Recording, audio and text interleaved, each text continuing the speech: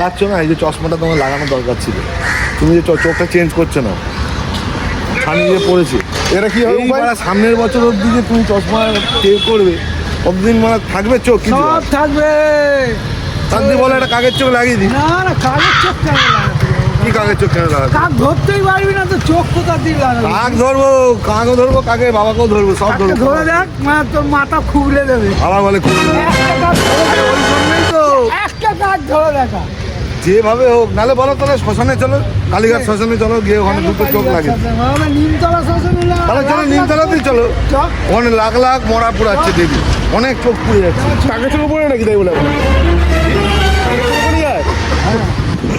কাকে না, মরা মানুষের চোখ লাগিয়ে দেবো, কি আছে? কাকে? হ্যাঁ, তাহলে অপারেশন করে শাড়িটা করতে হবে না। আরো অন্ধ হয়ে যায়। আবার অন্ধ কি আছে আবার?